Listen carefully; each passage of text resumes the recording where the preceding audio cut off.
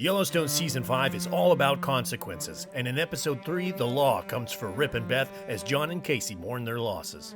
The episode begins back in the 90s as young John, Rip, and Lloyd are dealing with wolves preying on their cattle alongside a new character, Rowdy. More cows die, and John heads to a public hearing on the reintroduction of wolves to Montana. Historically, this actually happened in 1995, and it's been a hot topic of debate ever since. Back in present day, John unintentionally gives Beth a meltdown by reminiscing over her mother, his wife, Evelyn. But Beth is ready for dear old dad to move on and find someone else to love while he's still young enough to do so. And just as we think we've gotten rid of Laramie, she makes a strong reappearance strutting out of the shower with Walker on Lloyd's birthday of all days. The Bunkhouse gives Lloyd a hard time about his age too, and we learn he's only 58 years old? What? In reality, actor Forey J. Smith is 62, so what else can we say without being incredibly rude? Meanwhile, Rip finally has a tender moment with Carter, a moment we know Cole Hauser has been hoping for. I would say probably with Carter, and being a little bit more of a father figure and somebody for him to look up to, and I think Taylor did a great job this year, and slowly kind of walking the dog when it comes to that relationship. So I'm excited for the audience to see that. In this scene, as Carter takes care of the calf orphaned by the wolves, Rip points out the similarities between him, Carter, and the calf. Orphans don't get shipped off around here, Carter, in case you haven't noticed. But their Kodak moment is cut short as the U.S. Fish and Wildlife Service finally comes calling for those dead Yellowstone National Park wolves. Rip blames it on poachers, but he's not getting off that easy.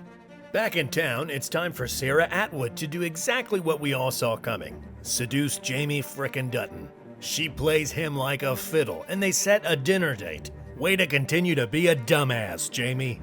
Back on their small ranch, Kayce and Monica plan an indigenous ceremony for baby John with Rainwater and Mo. Kayce then heads over to the Dutton Yellowstone to ask his dad if they can bury baby John on the ranch, and tells him he's stepping down as livestock commissioner in the same conversation. Youch. This, by the way, is how Kayce chooses the path of his vision quest. He's choosing his family over the law, just like dear old dad, but with, noble intentions. Rainwater and Mo then roll up to their casino to find their Broken Rock people protesting out front. Angela Blue Thunder is waiting inside at the bar, where she cannot even legally drink the alcohol as an indigenous person. And yes, this is a real American law. Angela's mission: remove Rainwater from power and replace him in the name of progress. Over in Salt Lake City, Beth meets up with an old colleague, Rob. The goal? Crush Caroline Warner and market equities once and for all. And we know she means business as soon as she lights a cigarette in a conference room. Classic Beth. After declaring "I am the rattlesnake," Beth seals the deal, and it does exactly what she intends: crushes Caroline and sends the bigwig packing back to New York City. So naturally, Beth wants to celebrate, and she does so by dragging birthday boy Lloyd and the crew out to a local bar. And this is when shit hits the fan.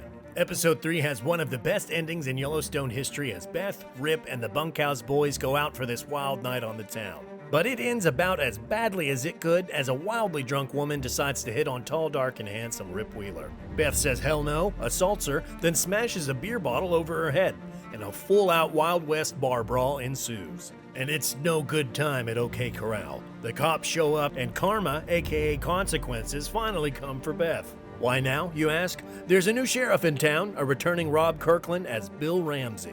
Unfortunately for Beth, Sheriff Ramsey doesn't care who Beth or any of her Dutton family are. He carts Beth off to jail like a common criminal. The woman she assaulted threatens to press charges from beneath her own bloody lips. And as the cowboys are sent home fuming, Rip is determined to make this all the new sheriff's problem. Comment your favorite moment from episode 3, like this video, and subscribe for more Yellowstone recaps. We'll see you next week for episode 4.